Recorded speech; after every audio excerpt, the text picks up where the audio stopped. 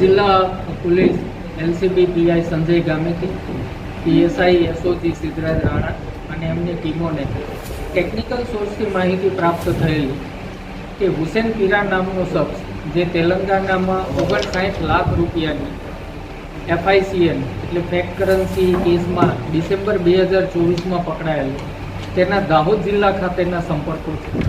આ બાબત ઉપર ટેકનિકલ કામ કરતાં ધ્યાનમાં આવ્યું કે હુસેન પીરા 2023ના 10મા મહિનાથી દાહોદ જિલ્લામાં આવતો જતો હતો, દાહોદના લોકોને મળતો હતો. મીનવાઇલ રાજસ્થાન પોલીસ દ્વારા જે કેસ દાખલ કરવામાં આવ્યો એ કેસમાં પણ સંલગ્ન લોકોના નામ ધ્યાન પર આવ્યા. ત્યારબાદ આ તમામ બાબતોનું ટેકનિકલ એનાલિસિસ કરતા પોલીસને શંકા ગઈ કે કાનજીભાઈ નામનો ઈસમ જે છે, જે પોતે ફતેપુરા તાલુકાના લીંબડિયા ગામમાં રહે છે, કાનજીભાઈ કુમાભાઈ ગરાસિયા, જે પોતે એસટીમાં નોકરી કરે છે, એ હુસેન પીરાના મહત્તમ સંપર્કમાં રહેલ વ્યક્તિ હતા અને શંકાની સોય તેમના પર જતા એલસીબીના પીઆઈ SJ રાઠોડ દ્વારા તેમના ઘરે પંચોની રૂબરૂમાં રેડ કરતા આશરે 21,000ની નકલી નોટમાં લગાડવામાં આવતો થ્રેડ RBI ભારત લખેલા 143 જેટલા કાગળો, બ્લેક થ્રેડ લગાડેલા આશરે 332 કાગળો અને જે નકલી નોટો એના ઘરે છાપી હતી એનું એક કલર પ્રિન્ટ ટેસ્ટ પેજ મળી આવેલ. આ કાનજીભાઈ અને એમના પત્નીનાઓની ધરપકડ કર્યા બાદ તેમની પૂછપરછમાં એ ધ્યાનમાં આવ્યું કે 10મા મહિનામાં તેમને મુકેશ પંચાલ નામનો ઈસમ જે છે, સંજેલીના પેથાપુરનો વતની છે, શાકભાજીનું કામ કરે છે, એના દ્વારા તેઓ હુસેન પીરાના સંપર્કમાં આવેલા. પોતે નકલી નોટ ખરીદવાની ઈચ્છા દર્શાવતા આ મુકેશ, અન્ય એનો એક સાથીદાર, એક બીજો મુકેશ કમોર, કાનજીભાઈ અને હુસેન પીરાનાઓ ભેગા થયા. લીંબડિયા ગામે એમના ઘરે પ્રિન્ટર અને એ સંસાધનો લાવી હુસેન પીરાએ નોટો છાપી. આ નોટો ચકાસણી કરવા માટે તેઓ માનપુર હિલ ખાતે અન્ય એક વ્યક્તિને મળ્યા. તેણે જણાવ્યું કે આ નોટો ચાલશે નહીં, જાડી સાઇઝની છે. ત્યારબાદ આણે ના પાડી કે આ નોટ નહીં ચાલે, એટલે હુસેન પીરાએ એની પાસેથી 80,000 રૂપિયા લીધા સારો કાગળ લેવા માટે અને ત્યારબાદ જતો રહેલો.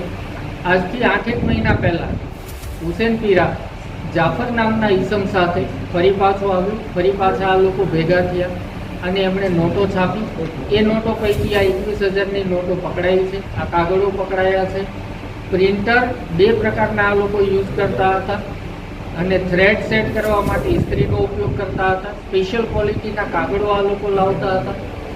આ સમગ્ર કાવતરું જે છે આ 8 રાજ્યોમાં ચાલતું હતું: કેરલા, તેલંગાણા, આંધ્રપ્રદેશ, મધ્યપ્રદેશ, મહારાષ્ટ્ર, રાજસ્થાન, ઉત્તરાખંડ અને ગુજરાત. મોટાભાગે આ હુસેન પીરા અને એની ગેંગ આદિવાસી વિસ્તારોને, ગ્રામીણ વિસ્તારોને ટાર્ગેટ કરતી હતી. એટલું જ નહીં, એમાંથી જે સ્માર્ટ લાગે એને હૈદરાબાદ ખાતે લઈ જઈ એક મહિનાની બાકાયદા આ લોકો તાલીમ આપતા હતા. નકલી નોટો કેવી રીતે છાપવી, નકલી નોટ સારી ક્વોલિટીની મળે એના માટે આ લોકો PDF પ્રોવાઈડ કરતા હતા. એ ઉપરાંત હુસેન પીરા અને એના ટેકનિકલ સાથીદારો જે છે, રિમોટ એક્સેસથી એનીડેસ્ક એપ્લિકેશનના માધ્યમથી નોટો છાપવા માટે થઈ અલગ અલગ રાજ્યના લોકોને મદદરૂપ પણ થતા હતા.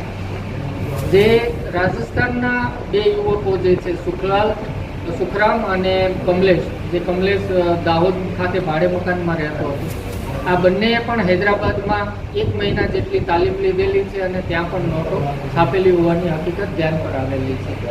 હાલમાં 2 આરોપીઓ અશ્વિનીબેન અને એમના પતિ કાનજીભાઈ ગરાસિયાઓની ધરપકડ કરી લીધી છે. મુકેશભાઈ, રાકેશભાઈ અને વિષ્ણુ પંચાલ નાઓને પણ LCB ટીમ દ્વારા પકડી લેવામાં આવેલા છે. હુસેન પીરા જે છે તેલંગાની જેલમાં ડિસેમ્બર 2024ના FICN કેસમાં બંધ છે. એની કસ્ટડી લેવા માટે દાહોદ પોલીસ તજવીજ કરશે. આ ઉપરાંત અન્ય કેટલા લોકોએ આ નોટો લીધી છે, ક્યાં ક્યાં ચલણમાં વાપરી છે અને કેટલા લોકો આ સમગ્ર કાવતરામાં સામેલ છે તે બાબતમાં દાહોદ પોલીસ તપાસ કરી રહી છે.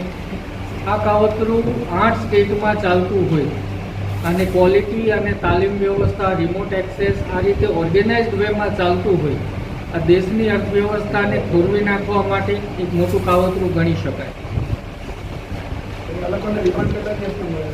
હાલમાં બંને દંપતીના 7 દિવસના રિમાન્ડ દાહોદ પોલીસને પ્રાપ્ત થયા છે.